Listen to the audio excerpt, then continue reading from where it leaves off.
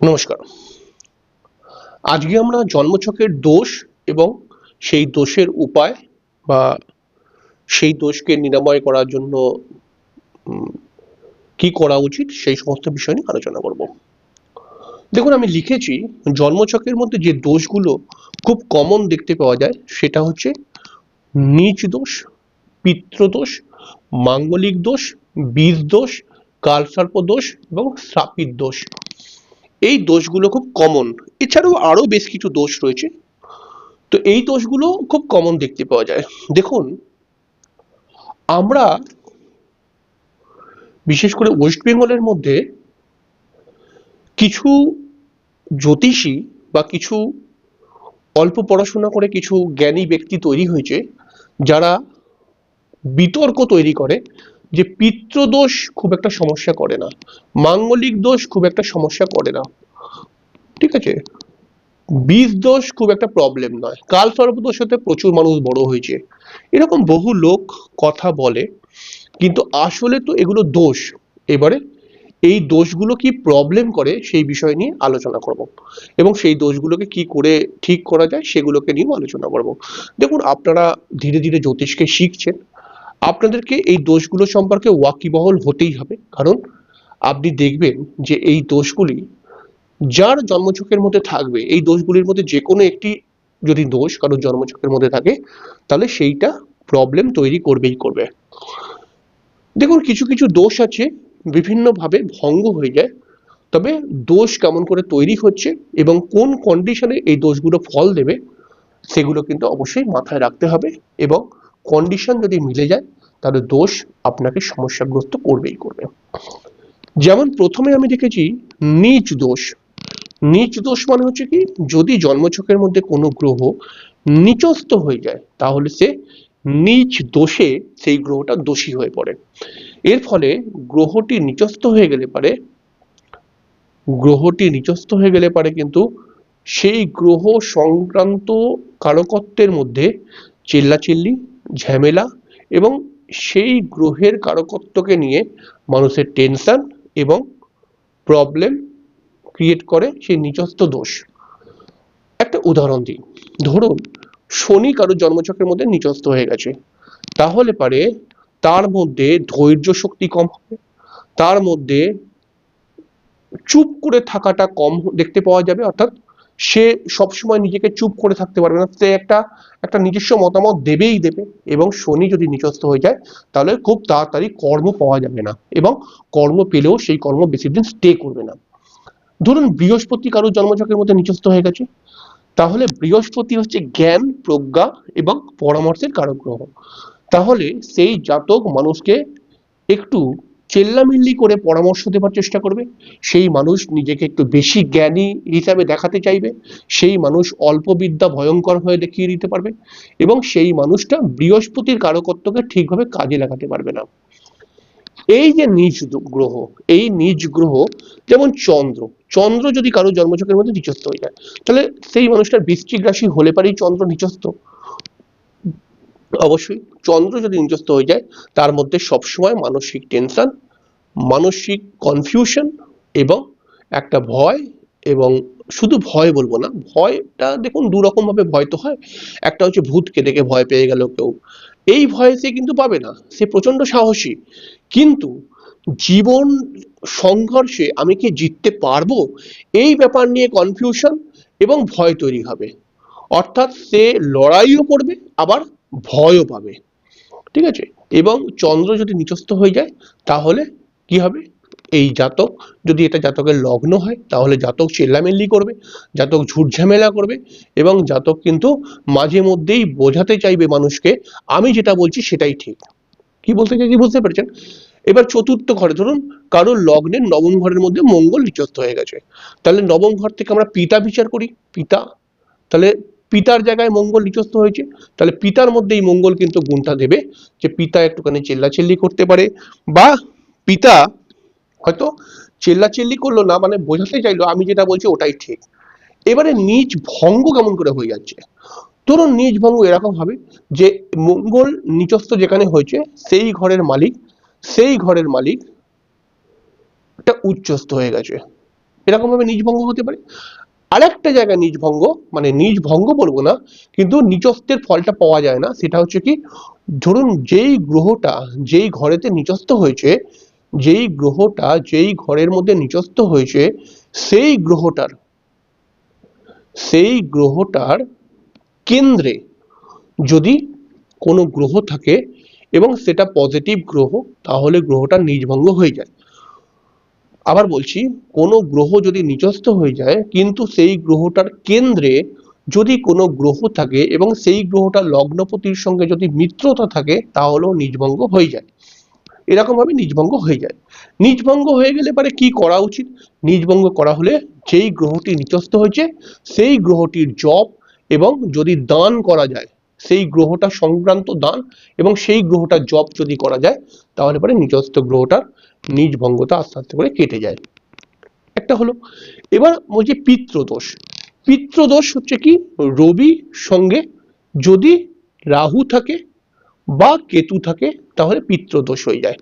এই দোষটা কি করে? এই দোষটা সম্মানহানি করাবার চেষ্টা করে। এই দোষটা কিন্তু সহজে মানুষকে এডুকেশন দেয় না এবং এই দোষটা সহজে মানুষকে প্রতিষ্ঠিত করতে দেয় না। ঠিক আছে? এবারে ধরুন রবি রাহু বা রবি কেতু যদি কারোর জন্মছকের মধ্যে আমরা দেখতে পাই, তাহলে পারে কিন্তু এই জাতকের জীবনে একবার না একবার সম্মানহানি হবেই হবে এবং এই জাতক সহজে প্রতিষ্ঠিত হতে পারে না। বলা হয় পিতৃপুরুষের অভিশাপ এই মানুষটার উপরে লাগে, পিতৃপুরুষের অভিশাপ। তো এরকম পৌরাণিক কিছু কথা রয়েছে, এর সঙ্গে কিছু গল্পও আছে, আমরা ওইদিকে যাব না। আমরা বলবো কি, রবির সঙ্গে যদি রাহু থাকে বা রবির সঙ্গে যদি কেতু থাকে, তাহলে পারে পিতৃদোষ তৈরি করে এবং পিতৃদোষ কিন্তু মানুষকে বিশেষ করে পারিবারিক অশান্তি, আর্থিক কষ্ট এবং সম্মানহানি এবং সহজে প্রতিষ্ঠিত করতে দেয় না। তাহলে এই দোষটার ক্ষেত্রে কি করা উচিত?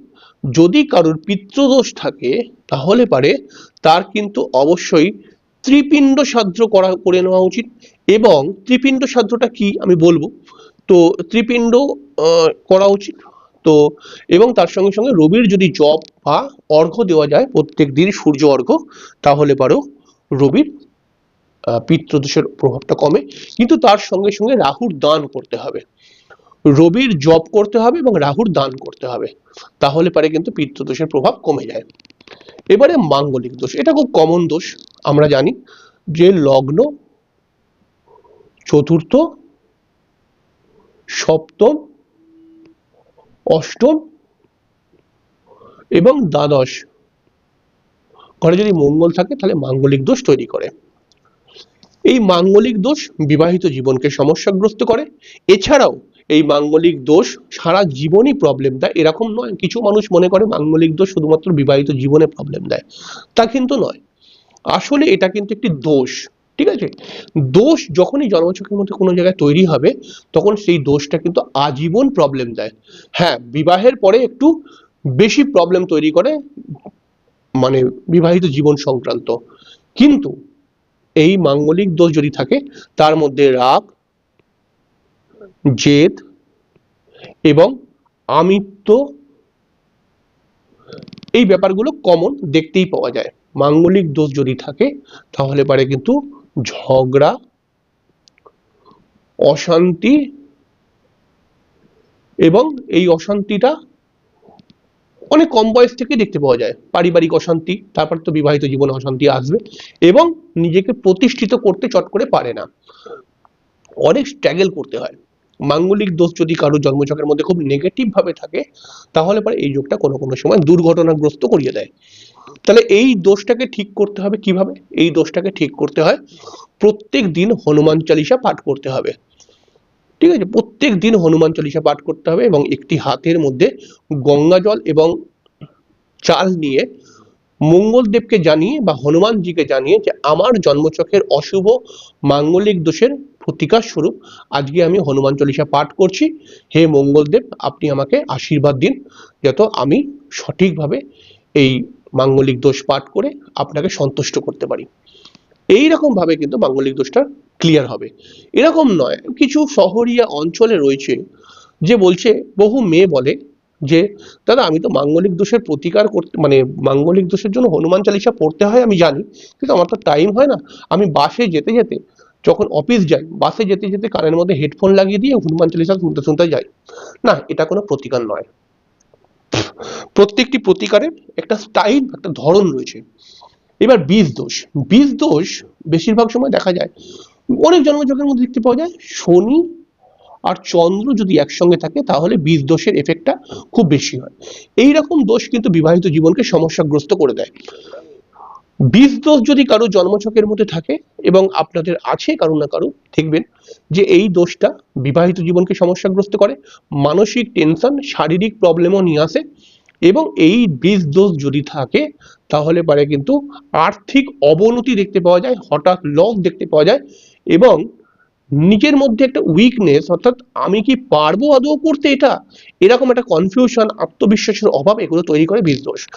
বীজ দোষের প্রতিকার করতে যদি চান আপনি, তাহলে পারে কিন্তু অবশ্যই খেয়াল রাখতে হবে যে শনির যদি আপনি মন্ত্রপাঠ করতে পারেন, শনির জন্য দান করতে পারেন, তাহলে এই বীজ দোষের খুব ভালো প্রতিকার হয়। শনির জন্য দান করতে হবে 21টা শনিবারে সরষের তেল, খুব কমন ভাবে বলছি, 21টা শনিবার সরষের তেল যদি দান করা যায় কোনো শনি মন্দিরেতে, বা কোনো অভাবী মানুষকে যে সরষের তেলটা ব্যবহার করবে, তার ক্ষেত্রে এই দানটা খুব ভালো হয়। এবং একবারেই সংকল্প করে নিতে পারেন, প্রথমবারেই সংকল্প করে করতে হবে। একটু হাতের মধ্যে জল এবং আতপ চাল নিয়ে আপনি বলবেন যে হে শনিদেব, আমি আমার জন্মছকের বীজ দোষের নিবারণ হেতু আমি 21টি শনিবার সরষের তেল এই অভাবী মানুষদেরকে দান করব।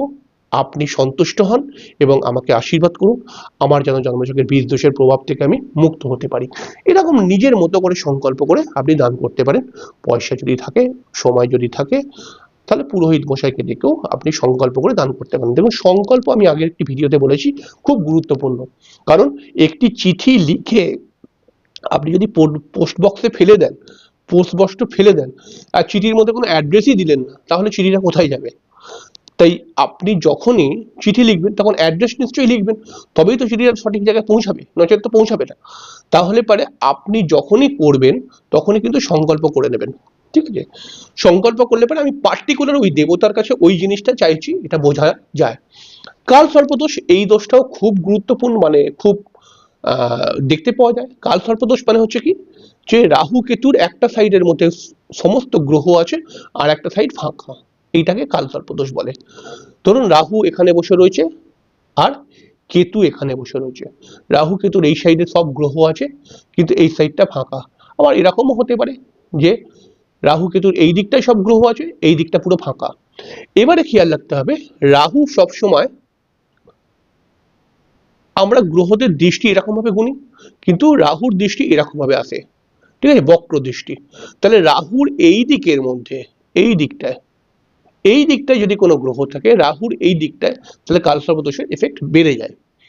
এই দোষ জীবনে প্রতিষ্ঠিত হতে দেয় না। এই দোষ প্রতিষ্ঠিত হলেও আবার কিছু না কিছু লস তৈরি করে হট করে আপনাকে নামিয়ে দেয়। এই দোষ যদি কারো জন্মছকের মধ্যে থাকে তাহলে পারে কিন্তু তার মধ্যে পারিবারিক অশান্তি, আর্থিক কষ্ট, এবং বারবার নিজেকে প্রতিষ্ঠিত করার চেষ্টা করছে কিন্তু বারবার ফেলিয়ার হয়ে যাচ্ছে। এডুকেশনের ক্ষেত্রে দেখা যায় যে এই দোষটা চট করে পড়াশোনা করতে দেয় না, আর পড়াশোনা করতে পারলেও অল্পের জন্য আমি বেরিয়ে, মানে কেটে গেলাম, এরকম অনেক কথা বলে না অনেক মানুষ, অল্পের জন্য আমার হলো না, এই অল্পের জন্য হলো না, এটা কালসর্প দোষের কারণে হতে পারে। এই দোষকে মানে ঠিক করতে গেলে সাধারণভাবে কালসর্প দোষকে কাটাতে হয়। দেখুন, প্রত্যেকটি দোষকে কাটাবা বা খণ্ডন করার জন্য তান্ত্রিক ক্রিয়াকর্ম রয়েছে, তবে এই দোষটাকে কাটাতে গেলে পারে, যদি আপনারা নিজের বাড়িতে ঘরোয়া উপায়ের মাধ্যমে কাটাতে চান, তাহলে কালসর্প দোষকে কাটাতে গেলে পারে পুরোহিত মশাইকে দিয়ে দুটো রূপোর সাপ বানিয়ে গঙ্গায় বা নদীতে ভাসাতে হয়, এবং কালসর্প দোষের শান্তি বিধান রয়েছে সেটা পুরোহিত মশাই জানে। এবং